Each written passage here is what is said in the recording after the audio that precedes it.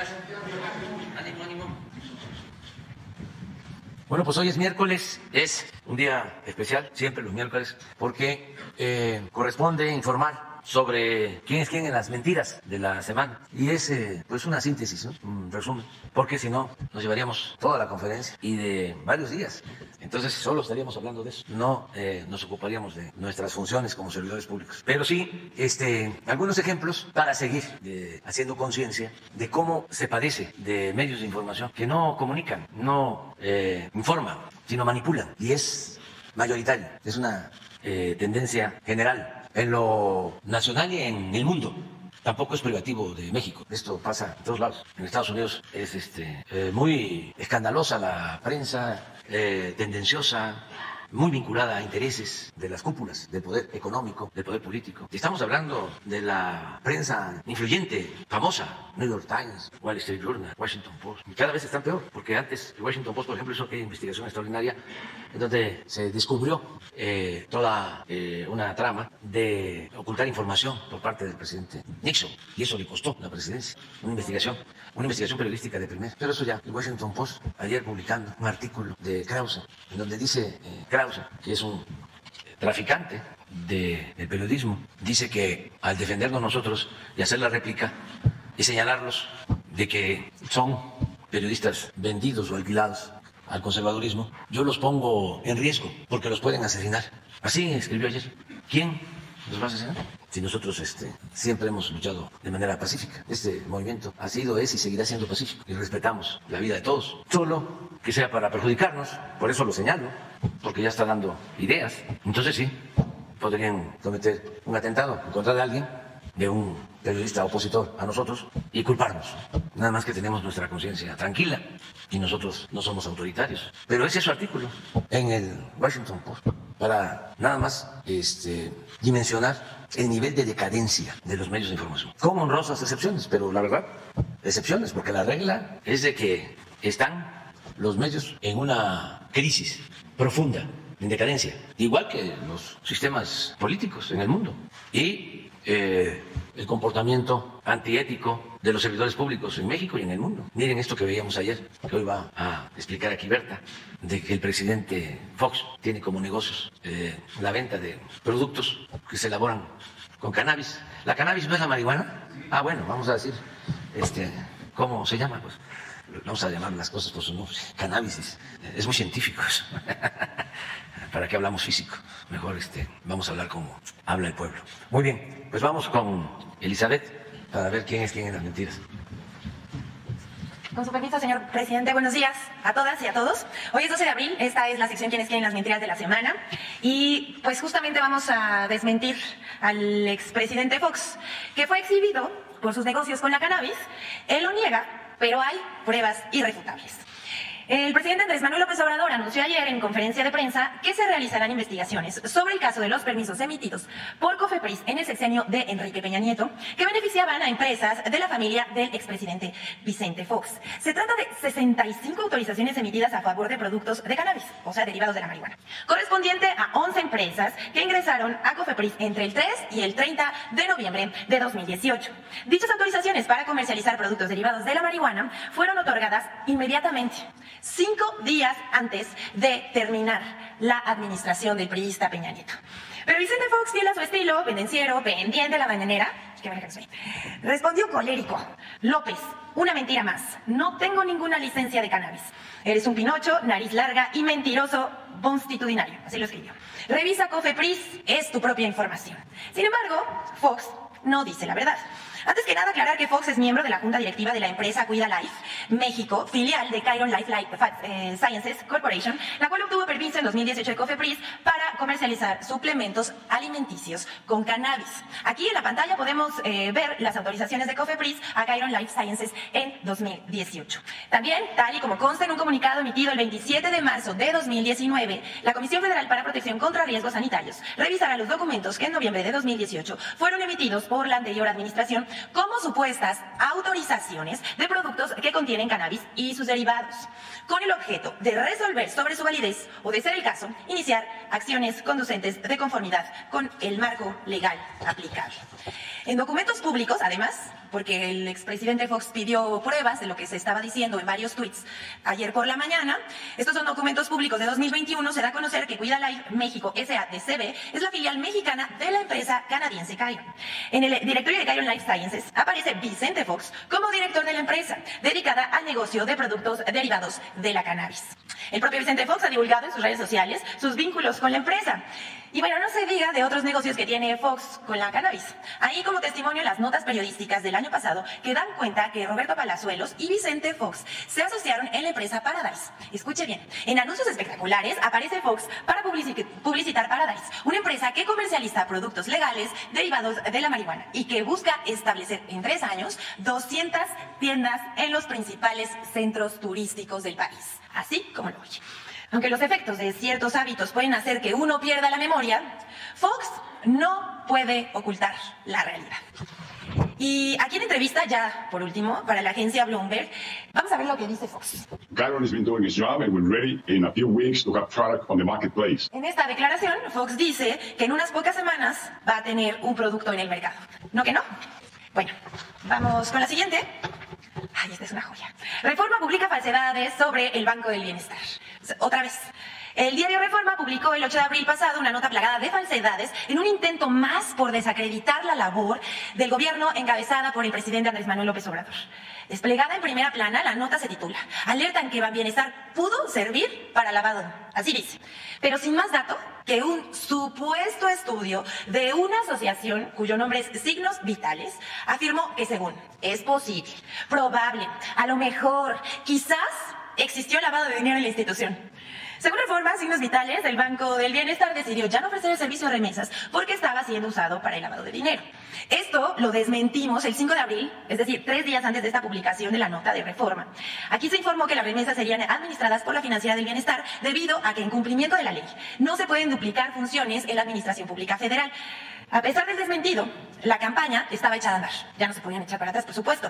Pero usted se preguntará, ¿quiénes integran la agrupación de Signos Vitales? Y pues aquí le decimos, nada más y nada menos que María Amparo Casar, Federico Reyes Heroles, Jorge Suárez Vélez, Julio Frank y María Elena Morena.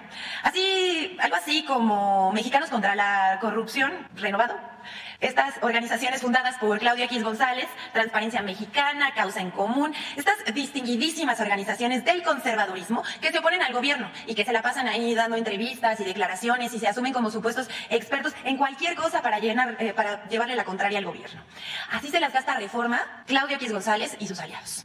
Hasta aquí esta nota, pero ahora les vamos a presentar la colaboración con Infodemia sobre las mentiras acerca de la compra de 13 plantas de generación eléctrica a la empresa española Iberdrola. Está imperdible. Vamos con... En medios de comunicación y redes sociales se lanzó una campaña de desinformación en contra de la compra del gobierno de México de 13 centrales eléctricas a Iberdrola, con 5 ciclos combinados de noticias falsas. Que este gusto por comprar Iberdrola, que este gusto se va a sumar a los sobrecostos del Tren Maya, a los sobrecostos de Dos Bocas. 1. Falso que la compra a Iberdrola aumentará la deuda de México. La operación se realizó con recursos del Fondo Nacional de Infraestructura, FONADIN, y de un mecanismo financiero privado administrado por Mexico Infrastructure Partners, y será con las utilidades de las plantas que se pagará la operación a Iberdrola, por lo que no aumentará la deuda soberana de México.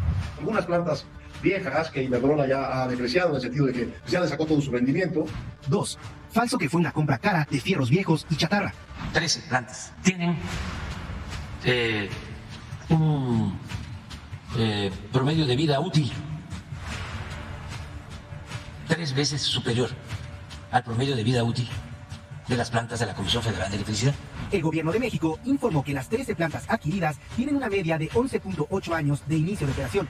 Además, en promedio se pagará a Iberdrola $696,000 por cada megavatio de potencia instalada. Y de acuerdo con la Agencia Internacional de Energía Renovable, cada megavatio de capacidad de ciclo combinado cuesta alrededor de $950,000, es decir, $245,000 más de lo que se pagará a la empresa española. Apenas hace un año, los medios de comunicación y comentaristas que se oponían a la reforma eléctrica aseguraban que la infraestructura de Iberdrola en México era moderna y generaba energías limpias. Sin embargo, ahora afirman que Iberdrola vendió al gobierno de México chatarra a altos precios, lo que es mentira. El hecho es que no vamos a ver una inversión nueva en este rubro hasta el sexenio que entra, porque las empresas nacionales y extranjeras pues ya aprendieron que en este pues hay cierta incertidumbre. 3. Falso que la compra a Iberdrola ahuyenta la inversión extranjera. Comentaristas aseguran falsamente que la compra a Iberdrola ahuyenta la inversión extranjera. Un argumento falso usado varias veces en contra de las acciones emprendidas por el gobierno de México.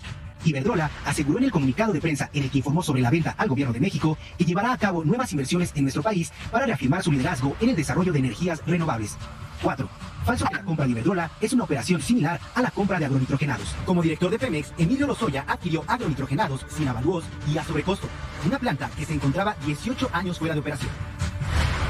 No es una nacionalización, pues porque el gobierno no se quedó con nada. Pero decir que la compra de parte de los activos de la empresa española equivale a una nacionalización de la industria eléctrica es simplemente un comentario idiota. No se nacionalizó ni madres. Una empresa privada va a comprar esas plantas y el gobierno se va a comer la deuda. 5. Falso que la compra a Iberdrola no sea una segunda nacionalización. El presidente López Obrador explicó que la compra de 13 plantas de Iberdrola permitirá ampliar la capacidad de generación de la Comisión Federal de Electricidad, convirtiéndola en la empresa que más energía eléctrica producirá en el país. Entonces, con la operación que llevamos a cabo, ese 39 se convierte en 55. Por eso hablo de nacionalización. Y con lo que estamos haciendo, para el año próximo, calculamos que vamos a tener, aún con la antigüedad de algunas plantas de la Comisión Federal, vamos a llegar al 65% en toda la generación de energía eléctrica. Infodemia. Es cuanto, señor presidente, que tengan un buen día.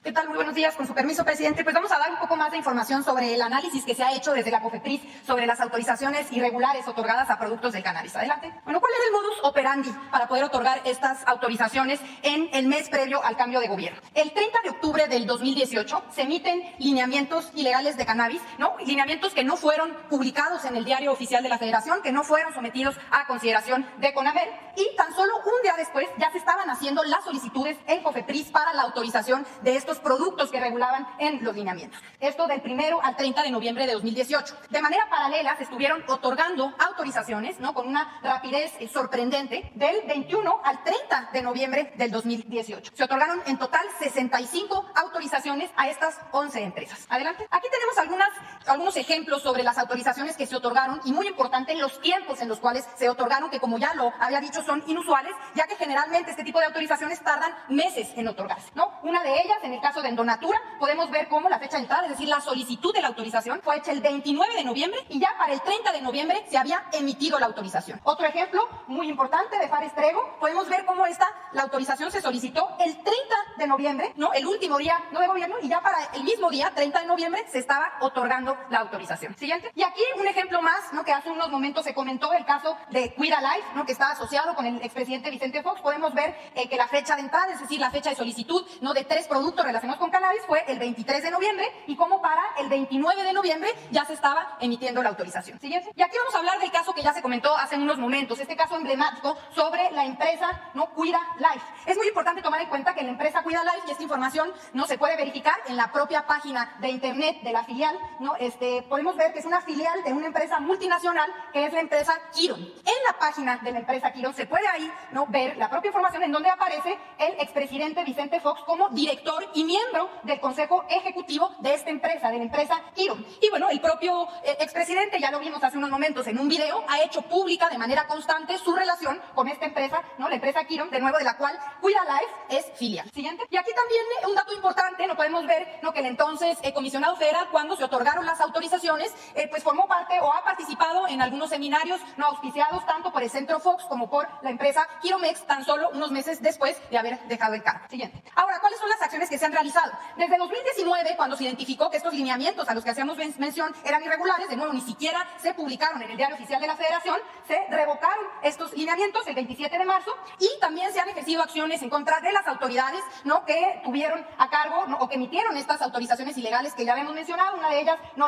Una de las directoras que emitió las autorizaciones, y ya el propio órgano interno de control de la COFEPRIS, ¿no? Y la Secretaría de Función Pública inhabilitaron a esta exdirectora que firmó las 65 autorizaciones. También se han presentado juicios de flexibilidad del Tribunal Federal de Justicia Administrativa, ¿no?, para poder revocar estas autorizaciones. Siguiente. Y bueno, pues las acciones a seguir es poder trabajar, ejercer acciones legales para la revocación de las autorizaciones que se otorgaron, como ya lo vimos, de manera irregular, y también coordinarnos con otras instituciones, principalmente el SAT, la Procuraduría Fiscal, ¿no?, y otras instituciones para conocer, saber más de la información sobre estas 11 empresas, identificar si hubiera otras irregularidades y en caso de que así lo sea, poder ejercer acciones legales. Muchas gracias. Bueno, vamos a las primeras filas. Está de moda ahora el sorteo. Empezamos acá. Gracias, sorteo. Buenos días. Diego Elías Cedillo, del Sistema Informativo del Tabasco Diario presente. Buenos días, funcionarios aquí presentes, a todos y a todos.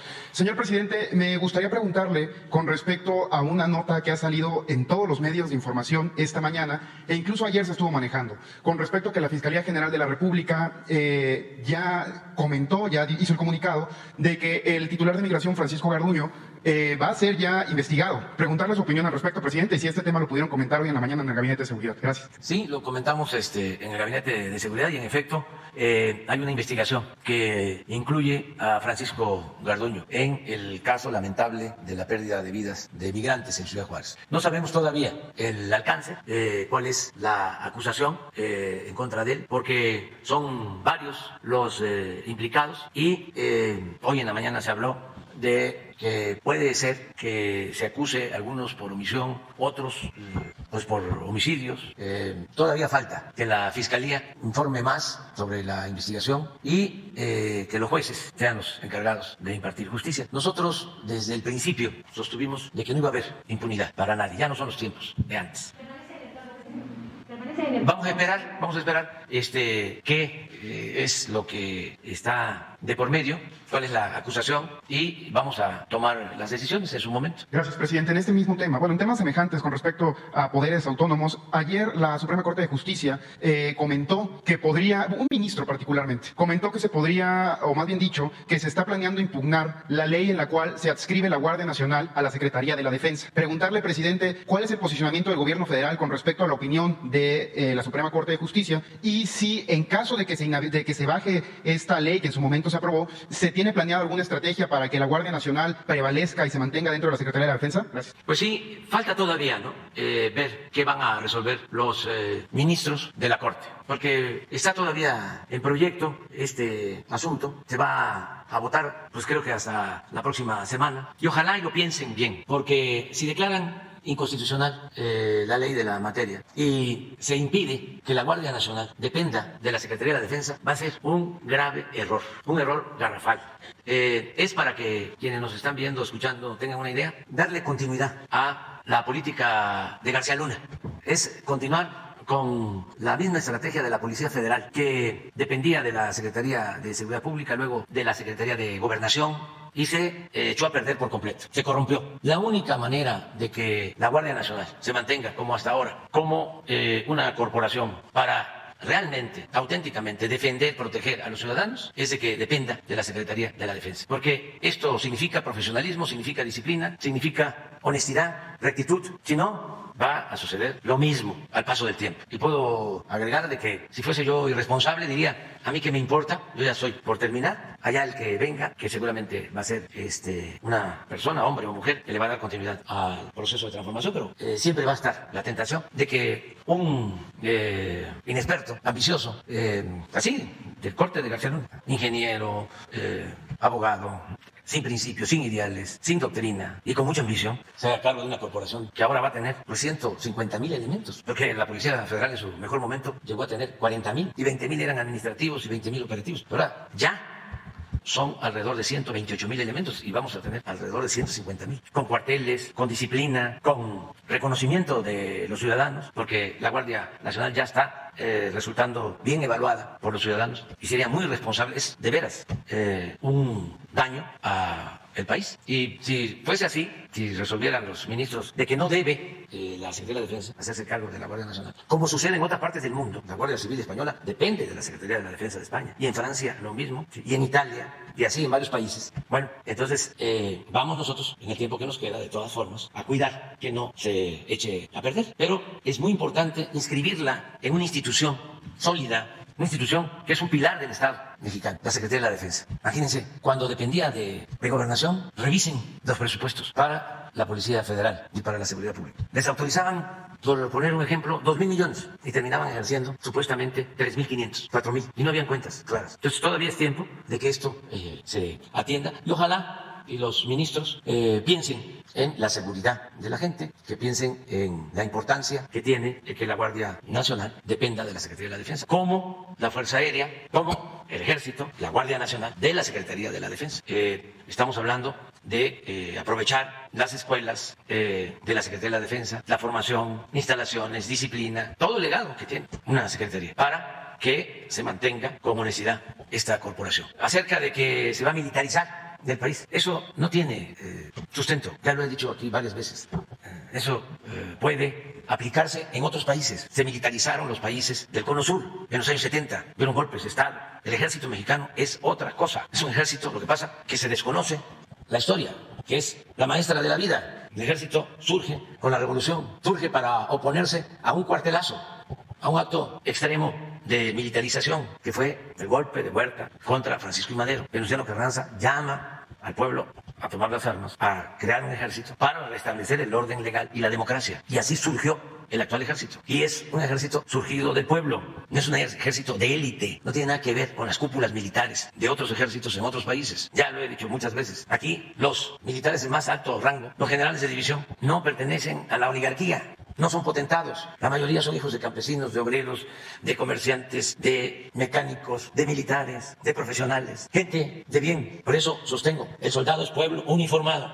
Y sí, desde luego, han habido errores y actos represivos que han manchado al ejército mexicano, como lo fue el 68. Pero no se debe de olvidar de que el comandante supremo de las Fuerzas Armadas es el presidente de la República. Ellos han llevado a cabo esas acciones reprobables por órdenes del presidente. Díaz Ordaz asumió su responsabilidad en un informe. Pero además, entre otras cosas, en el 68 se usó al Estado Mayor Presidencial. No fue el ejército el que actuó en Tlatelolco. Hay hasta un reportaje, una entrevista con documentos que hizo Carlos Monsiváis y Julio Scherer. Ya una revista Proceso, la de antes, pues. Ya, la de ahora es otra cosa. Es como el siempre de antes y el siempre de ahora. Pero entonces todo eso lo tienen que tomar en cuenta los ministros para tomar una decisión. Y ojalá y analicen bien el caso, profundicen, que hagan una revisión de cómo se han comportado las corporaciones policíacas en los últimos tiempos. ¿Saben dónde está el origen de todo esto? De García Luna y demás. En el CISEN, desde Salinas. Ahí empezaron a entrar todos estos jovencitos ambiciosos y a tomar mucho poder. Miren el caso de García Luna. Pasó de ser un aprendiz en el CISEN a encargarse de la policía de investigación, una especie de CIA que hicieron en México. ¿Cómo se llama? La CIEDO, ¿no? No. La de delincuencia organizada, la CIEDO, de eso, AFI. Y luego, secretario de Seguridad Pública. Y poco a poco, se fue colocando como brazo derecho de Calderón. 6 años. ¿Y de dónde? ¿Cómo surgió? Entonces eso no queremos que pase en nuestro país. Nunca más. Entonces aquí vamos a ver qué resuelven en la Corte. Quiero aprovechar ahora que están tratando el tema para dar una buena información.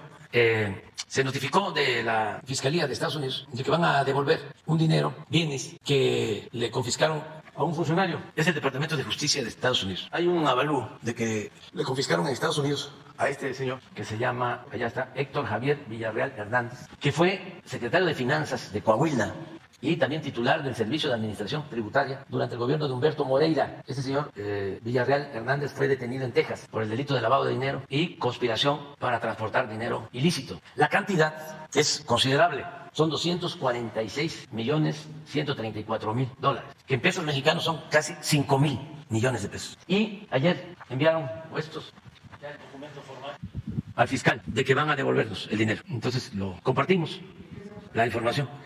Mi propuesta al fiscal Gertz Manero es de que una parte de ese recurso se destine a prevenir sobre el consumo de droga, que se utilice para la campaña que tenemos y que se pueda prevenir todo lo relacionado con la drogadicción, dirigido básicamente a los jóvenes y a las familias. Pero todavía hay que ver si van a entregarlo completo, en partes, pero ya aquí ya hay una aceptación oficial del Departamento de Justicia de Estados Unidos. Esto nos los expusieron en una anterior reunión que tuvimos aquí en Palacio, pero estábamos esperando que se formalizara y hoy salen miembros del Gabinete de Seguridad de México a una reunión con funcionarios del gobierno de Estados Unidos. Van los secretarios de Seguridad, Defensa, Marina, van el doctor Alcocer, porque tiene que ver también con la cuestión médica, va el fiscal Alejandro Gertz Manero, de los que me acuerdo, pero es una delegación importante, tiene un reuniones con funcionarios del gobierno de Estados Unidos y con funcionarios del gobierno de Canadá en Washington. Fentanilo, armas y otros temas, migración, otros temas. No sabemos, es que todavía anoche me informó Alejandro Hertz. Gracias, presidente. ¿Mande? La creación de esta comisión presidencial para combatir el tema del fentanilo, hoy de gerencia, ¿qué puede contar? Sí, se creó ya una comisión. Existe una representación del gobierno de Estados Unidos, una funcionaria, Elizabeth, está en la parte de seguridad de la Casa Blanca. Por parte nuestra es la secretaria de Seguridad, Rosa Isela Rodríguez, y también ya Canadá nombró a un enlace. Y se van a llevar a cabo reuniones periódicas en el marco de la cooperación que existe. Ya no es el llamado Plan Mérida, que resultó un rotundo fracaso. Acuérdense que el Plan Mérida surge precisamente cuando García Luna les hizo la entrega de armamento y la intromisión que violaba nuestra soberanía. Ya son otras condiciones. Es cooperación, no sometimiento. Es una relación en condiciones de igualdad, como países soberanos, como países independientes. Gracias, presidente. Y por último, la semana pasada, el miércoles muy puntualmente, antes de iniciar el puente vacacional, usted llevó a cabo una reunión virtual con sus homólogos de Latinoamérica, de América del Sur, puntualmente para tratar el tema de la inflación. Sin embargo, presidente, ha trascendido mucho que el gobierno de Brasil, encabezado por Lula da Silva, está planeando una especie de tratado de libre comercio con México. Saber, presidente, si dentro de su administración se ha abordado este tema puntualmente con Brasil y conocer los alcances también del plan inflacionario que va a tener esta estrategia que está llevando a cabo el gobierno mexicano con Latinoamérica. Gracias, presidente. Bueno,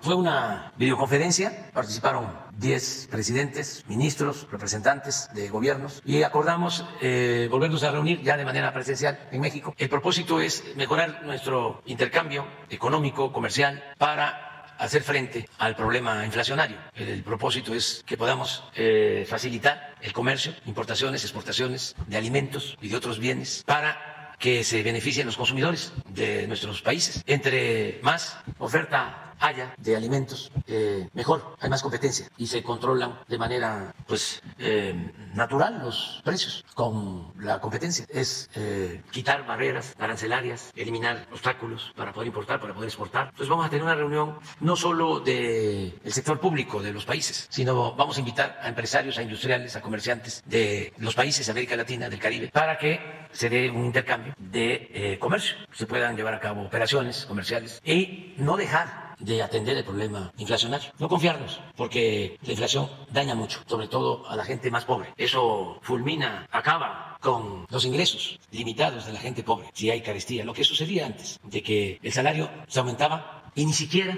se incrementaba por encima de la inflación. Siempre se quedaba abajo. Y todo durante todo el periodo neoliberal, nada más que de eso ya no se habla, ¿no? Los intelectuales orgánicos callan. Los economistas, yo creo que ya se olvidaron de eso. De que en los 30 años de mayor predominio del modelo neoliberal, el salario perdió casi 70% de su poder de compra. Y es muy sencillo de explicar. En los años 80, 90, un salario mínimo alcanzaba para comprar 50 kilos de tortilla. Y en el último año del periodo neoliberal, ya el salario mínimo solo alcanzaba para 5 kilos de tortilla. De ahí nos damos cuenta. Solo un departamento que quedó en economía de la UNAM haciendo investigación sobre costos de alimentos y salario. Existe todavía el grupo, ¿no? ¿Cómo se llama?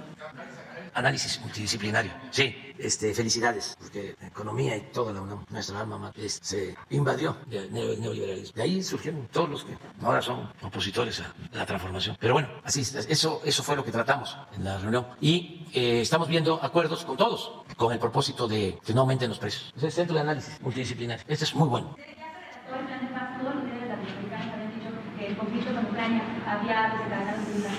Sí, es que se acordó una agenda nueva para la próxima reunión que va a tratar lo básico en cuanto al intercambio económico y comercial, pero también ahí se propuso el que se pudiese llegar a un acuerdo para un pronunciamiento en busca de la pacificación, es decir, para lograr la paz en Ucrania y Rusia, la guerra de Rusia y Ucrania, y que pudiésemos hacer un pronunciamiento. Nosotros ya hicimos eso desde hace más de 6 meses, incluso enviamos un comunicado a la ONU, propuse una intermediación, ¿se acuerdan?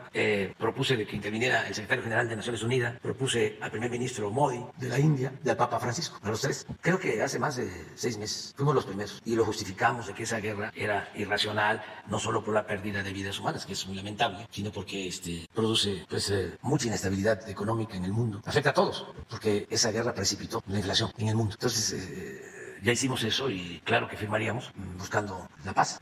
No estamos nosotros a favor de la guerra, nunca hemos tratado. Buenos días, presidente. Diana Benítez, El Financiero. Buenos días, funcionarias. Independientemente de la imputación que haga la Fiscalía Francisco Garduño, preguntarle si usted ha hablado con él y qué evaluación hace de su trabajo frente al Instituto Nacional de Migración. Pues es bueno su trabajo en general, siempre ha tenido un buen desempeño, lo conozco desde hace muchos años, ha trabajado conmigo.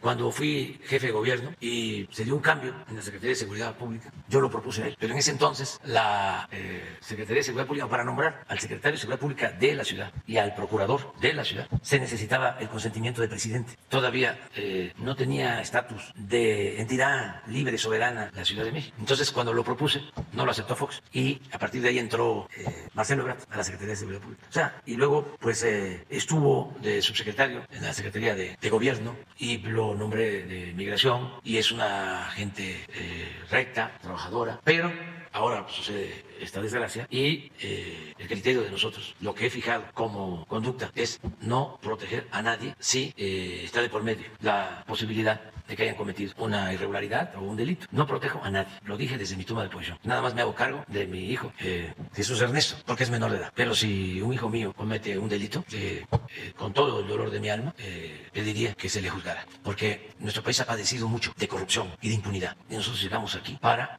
demostrar que es posible gobernar sin corrupción, de manera honesta y sin permitir la impunidad. Es decir, gobernar sin amiguismo, sin influyentismo, sin nepotismo, no permitir ninguna de esas lacras de la política, porque esto es un cambio. Entonces vamos a esperar el resultado y vamos a actuar. ¿Garduño ha hablado con usted después de esta tragedia? ¿Le ha puesto su renuncia sobre la mesa? No, estábamos esperando el resultado de la investigación y ayer que estuvo conmigo el fiscal me dijo que iban a dar a conocer ya la conclusión, pero soy tan respetuoso de la autonomía, aunque no se crea, además no me importa que no lo crean, porque yo tengo mi propio tribunal, que es el que me importa, mi conciencia. Soy tan respetuoso de la autonomía de la fiscalía que no me atreví a preguntarle nada, ni él me dijo, nada más, ya sabe, porque sí le hablé en su momento cuando sucedió esta tragedia, de que le pedía que interviniera y que se actuara con rectitud. También, bueno, si bien ya respondió a parte de estos señalamientos que hizo el gobierno de El Salvador, ellos también mencionaban que era un crimen de Estado. ¿Usted aceptaría este calificativo que se ha puesto a esta tragedia de Ciudad Juárez? Pues eso lo tiene que resolver la Fiscalía y tampoco quiero polemizar sobre este asunto, que es muy doloroso, lamentable. En otro tema, presidente, pues ya más de una semana que 4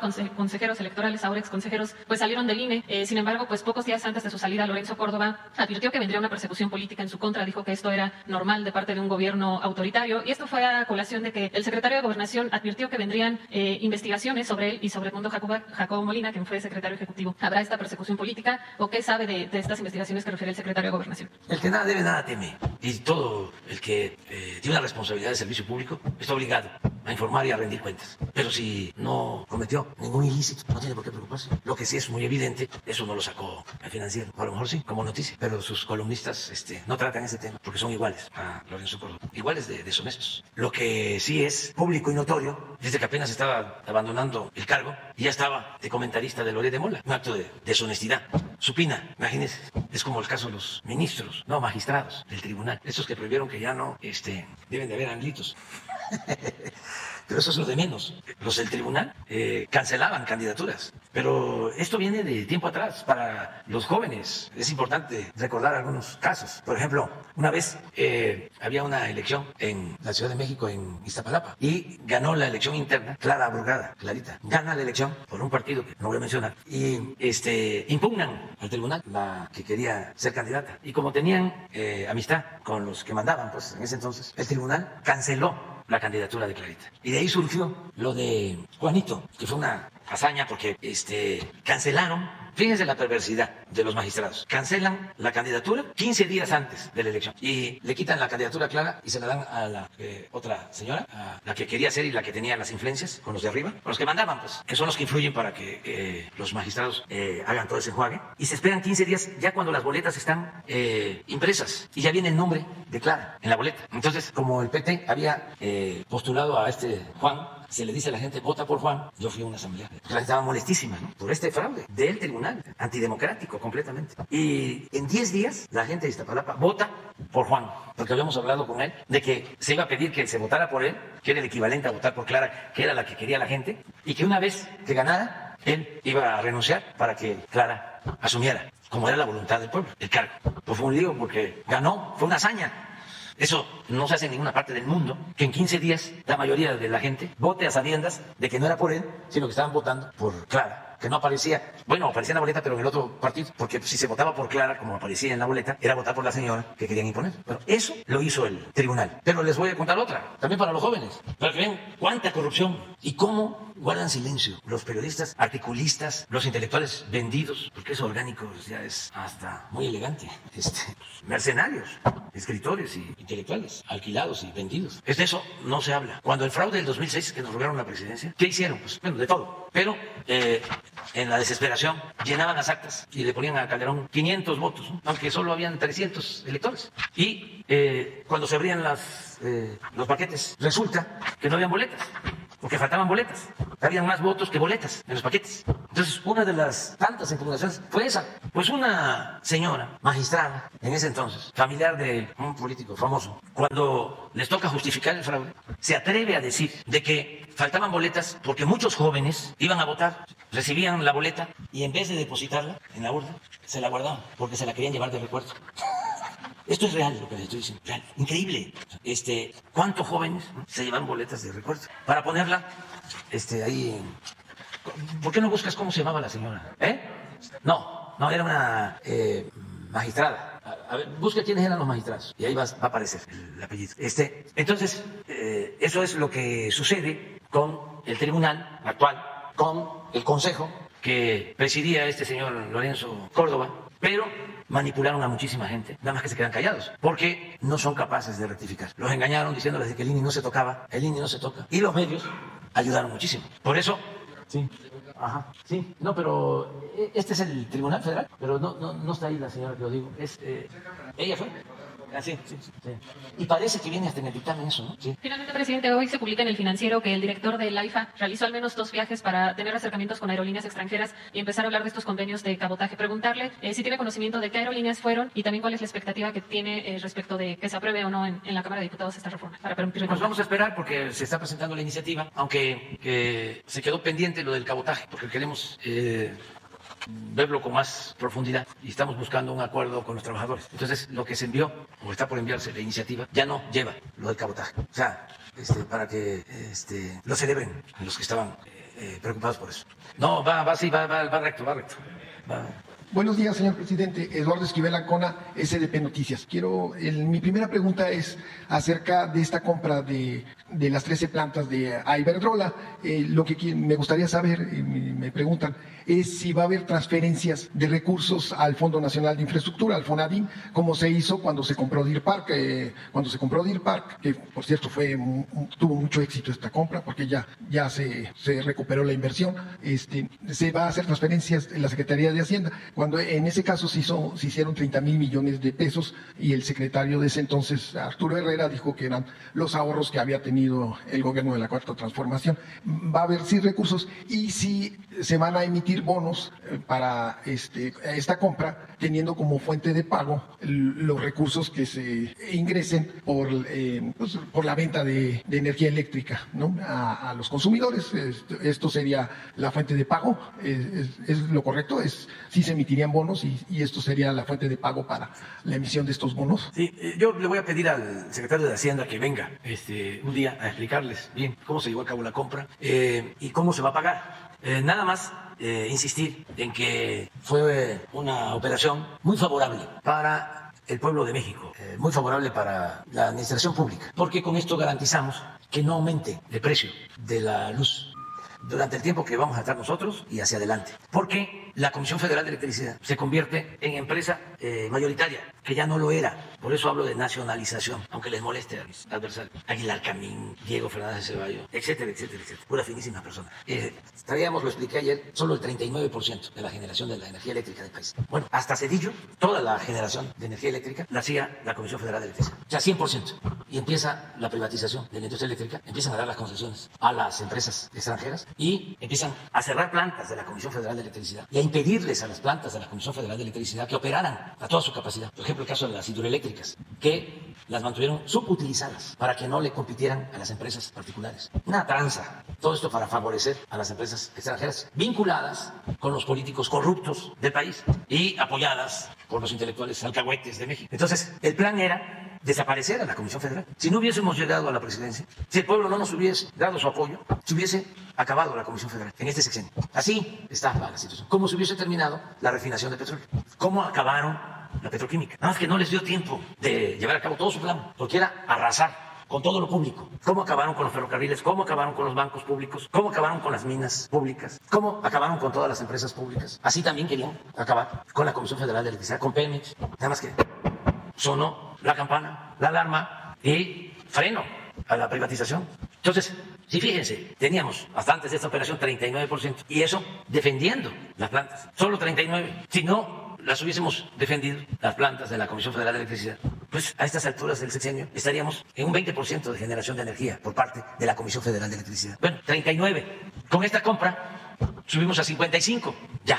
Más lo que estamos haciendo, que lleva tiempo, nuevas plantas de ciclo combinado que se están construyendo y la modernización de las hidroeléctricas con nuevas turbinas, pues calculamos que vamos a dejar un 60% de generación de energía eléctrica. ¿Y las plantas de fotovoltaica? Eso está pendiente. Si logramos eso, va a incrementarse aún más la presencia de la Comisión Federal de Electricidad. Entonces, ¿por qué están molestos? Porque es una política contraria a lo que ellos han impulsado siempre, porque todos ellos son defensores, son partidarios de las empresas nacionales y fundamentalmente son partidarios de las empresas extranjeras. Todos ellos, Diego, Aguilar Camín, todos.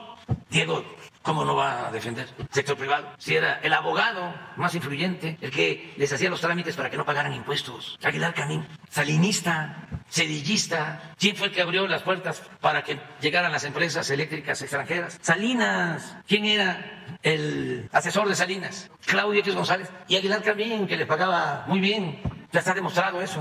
Con Cedillo, Aguilar Camín, pero todos ellos. Es que me pasaría aquí todo el tiempo. Sarmiento, Lore de Mola, etcétera, etcétera, etcétera. Todos. Krause. Entonces, eso es lo que les molesta. Yo nada más quiero recordar algo que tú mencionaste. Compramos la mayoría de las acciones, o compramos las acciones que hacían falta para que la planta de Deer Park, la refinería Deer Park, ya pasara a ser una empresa pública. Pagamos $600 millones. Al año se había logrado una utilidad de $1,000 millones. Bueno, esa planta se reconfiguró en 1992. ¿Cuántos años tiene? 31 años. Según estos conservadores corruptos, es una chatarra, ¿no? Pues resulta que esa planta produce 85%, 90% de su capacidad de procesamiento. Produce como si fuese nueva. 340,000 barriles procesa y está operando al 85% de su capacidad, del 92 a la fecha.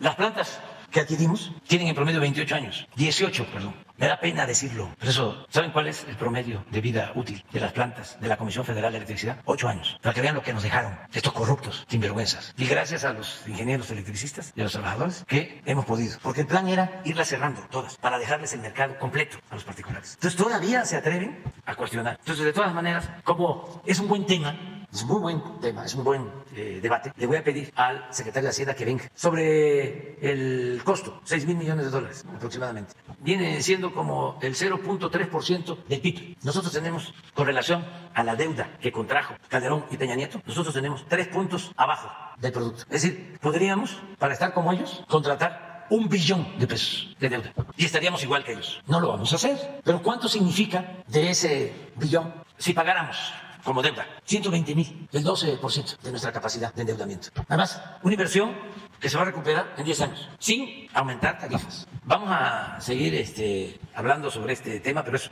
muy importante esta operación. Y mire, ya no me da tiempo, ya hay otras cosas, pero como voy a dejar un libro, ya empecé a definir el esquema y el método. En principio, como ya escribí un libro que se llama La mitad del camino, que cuenta los primeros 3 años de este gobierno, narra lo que hicimos en los primeros 3 años, pues el siguiente libro, que ya va a ser el último, ya no voy a escribir más sobre política, además porque me voy a jubilar, pues tendría que ser la otra mitad del gobierno. Pero no, ya decidí, porque lo mismo, no hay texto sin contexto. Y como es el fin de un proceso, en mi caso, porque mientras exista el mundo, no dejará de existir la fama y la gloria de México Tenochtitlan. Ahí vendrán las nuevas generaciones a los que vamos a entregarles la estafeta, el cambio o relevo generacional. Pero como yo sí, ya termino, voy a escribir aunque ya hay mucho conocido, porque he escrito varios libros sobre eso, sobre las distintas etapas, de todas maneras voy a hacer un repaso nuevo, desde que empecé, pensando en los jóvenes, todo el proceso completo, y además de explicar qué es el humanismo mexicano, teorizar sobre eso, que al final es lo que hemos hecho y es el aporte,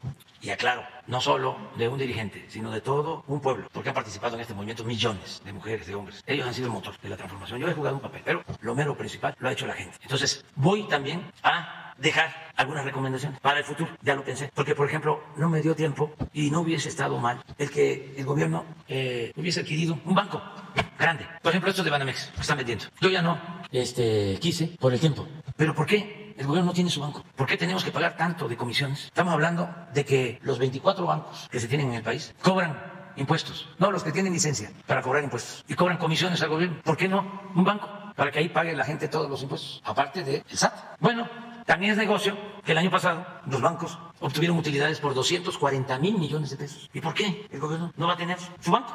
Tiene otra función, es para dispersar los recursos de los programas de bienestar, porque si al Banco del Bienestar le metemos otros servicios, no tendría la capacidad. Y el Banco del Bienestar va a dispersar 600,000 millones al año, para 25 millones de beneficiarios. Pero hay muchas otras operaciones, por ejemplo, el pago de las nóminas, todo eso es comisión, remesas, todo el manejo del dinero del gobierno. Tiene también su función, que es atender a las Fuerzas Armadas. Pero antes, y así sucede en otros países, pues el gobierno tiene un banco.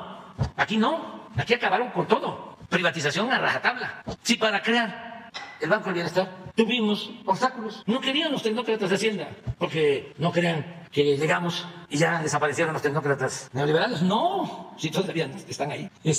Claro, ya han ido cambiando, ya se ha avanzado, pero también no es que sean malas personas, es que imagínense lo que significó el predominio de un régimen, de un sistema, de una política económica aplicada 36 años. Las fórmulas que les enseñaron en las escuelas, todo lo público quedó relegado. Era la privatización, en todo. Claro, no se trata de que el Estado asfixie la iniciativa de los particulares, de la sociedad civil, pero tampoco se trata de que el Estado incumpla con su responsabilidad social.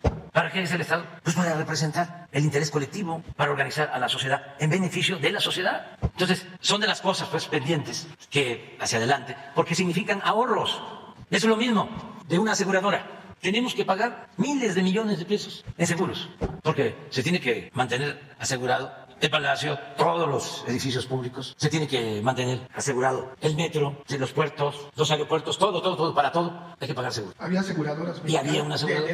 El gobierno. Que las privatizaron. Desapareció. Imagínense cuánto nos ahorramos. No es decir, esa aseguradora va a ofrecer servicio a particulares. No, existen las aseguradoras y deberían de existir para particulares y para cualquier actividad, pero que el gobierno busque ahorros y que no tenga que pagar tanto. Otra cuestión que debería también de ventilarse sin meternos a vulnerar la autonomía del Banco de México es saber cómo se manejan los 200,000 millones de dólares de reserva. ¿No les gustaría a ustedes saber? O sea, todo ese dinero que es de la nación, ¿cómo se manejan? ¿Quién coloca ese dinero en las financieras? Hay subastas. ¿Cómo se manejan las subastas? ¿Qué intereses? Y no cualquiera puede entrar.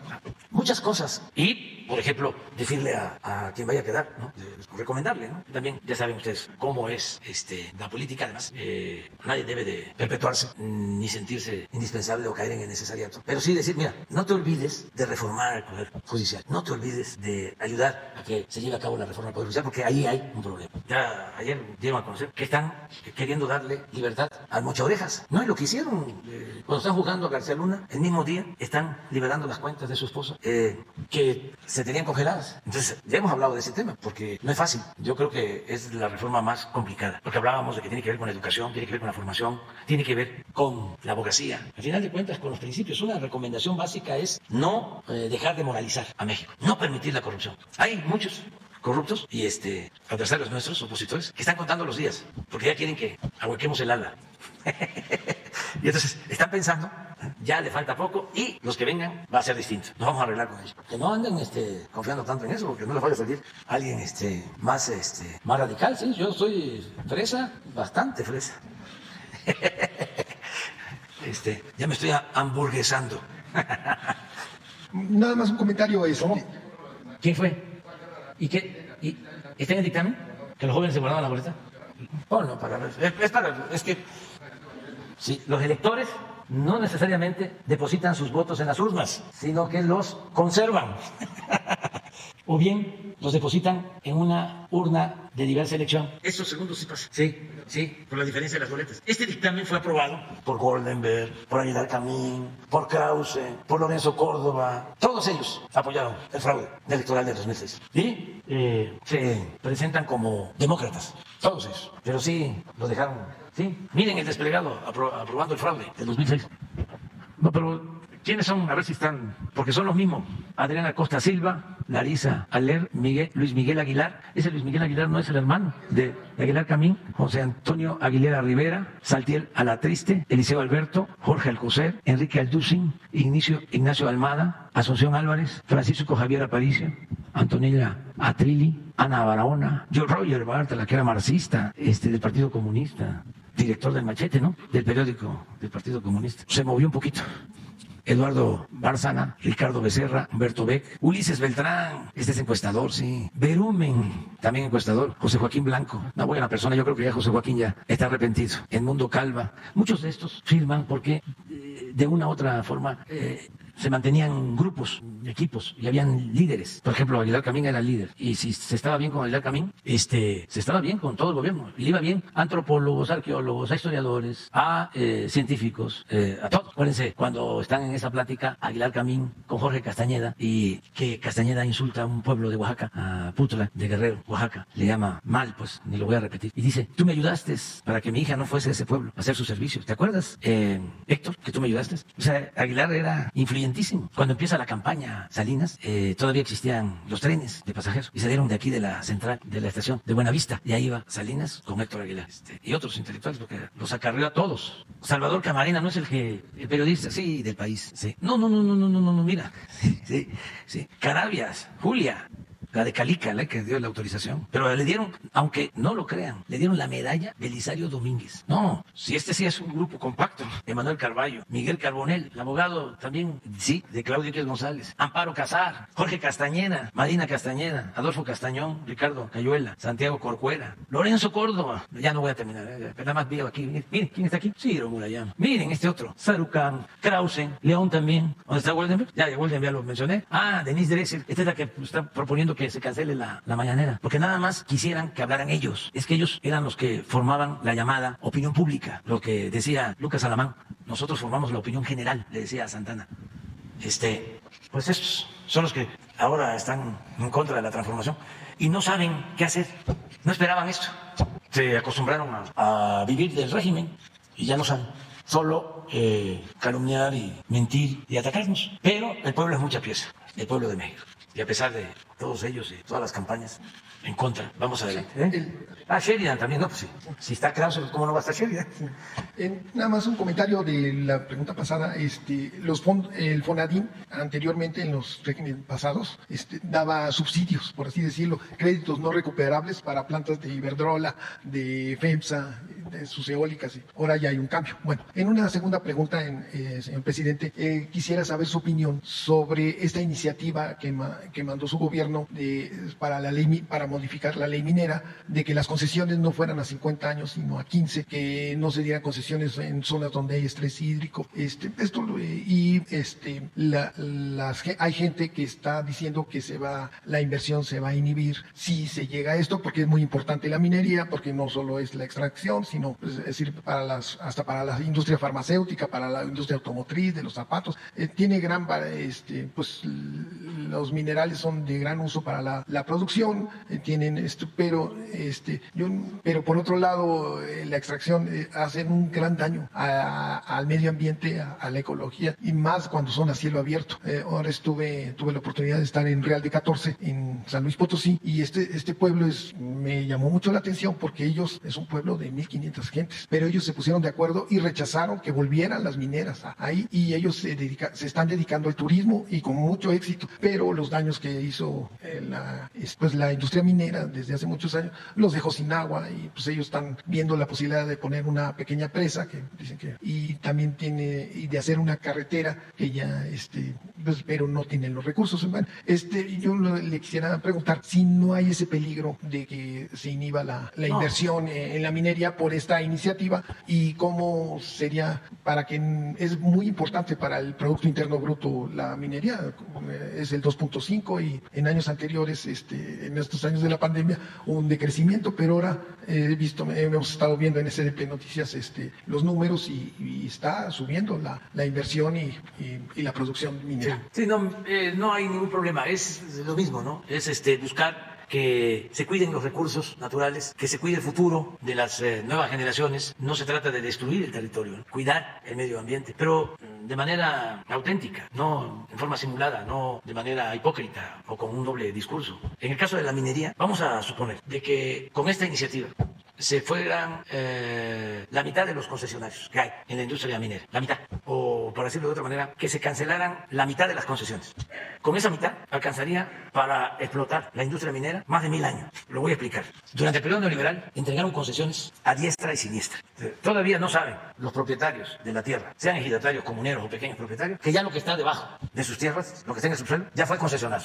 Estoy seguro que la mayoría de los propietarios de Sonora no lo saben, ni de Durango, ni de Chihuahua, ni de Oaxaca, porque se dedicaron a entregar concesiones en todo el territorio. México tiene 200 millones de hectáreas, eso es nuestro territorio, 2 millones de kilómetros cuadrados. Entregaron 120 millones de hectáreas para la explotación minera, el 60% del territorio nacional en el periodo neoliberal. ¿Cuándo se acaban de explorar y de explotar 120 millones de hectáreas? Nunca, miles de años. ¿Por qué hicieron eso? Solo Calderón entregó como 25 millones de hectáreas a todo el que lo solicitaba, le entregaban la concesión. Porque con esas concesiones no invertían nada, ni exploraban nada, ni explotaban nada, especulaban. Como no pagaban impuestos, porque Salinas les quitó el impuesto de la extracción de mineral, algo que no pasaba en ningún país del mundo. No solo les entregó territorio minero, sino les quitó el impuesto de la extracción. Regresó el impuesto hace 8 años. Y como ya se cobra un impuesto, muchos ya están regresando las concesiones. Ya estamos haciendo un censo y estamos seguros que ya se han recuperado miles de hectáreas, porque no quieren pagar ni siquiera el derecho, que era una cosa mínima por hectárea. Entonces, no hay ningún riesgo, no existe ningún problema con las mineras. Estuvo el primer ministro de Canadá, Trudeau, y me planteó un problema de una mina canadiense en Guerrero que extorsionaban los de la delincuencia a la empresa. Solamente un problema. Y todas las minas de Canadá están trabajando sin problema, y de todo el país. Y muchas están cumpliendo con su responsabilidad, cuidan el medio ambiente y le pagan bien a los trabajadores, cooperan con los gobiernos municipales, cooperan con las comunidades. Esas empresas, sobre todo las canadienses, son de las mejores. Entonces no hay ningún problema. Lo que se quiere pues es que ya no se sigan entregando concesiones y que no se entreguen concesiones donde no hay agua para la gente. Eso es una flagrante violación a derechos humanos, pero no pasa absolutamente nada. Ahí estaba yo viendo acerca de lo que tú dices. ¿No tienes ahí a Sarmiento? Sí. Fíjense lo que pone. Pero Sarmiento siempre ha sido empleado de los potentados. Tienen una característica todos ellos. No quieren al pueblo. Son muy clasistas, racistas. Se creen de la moronga azul. Miren, vamos a acabar con la minería, seguro. Acabar con la minería. Pero como no han entendido nada, y como ellos, en sentido estricto, no son demócratas, son oligarcas o empleados de oligarcas, no entienden que ahora se tiene una auténtica democracia, se vive en una democracia en el país, que se me hace que ya invitados para el desayuno ya están en la sala de espera.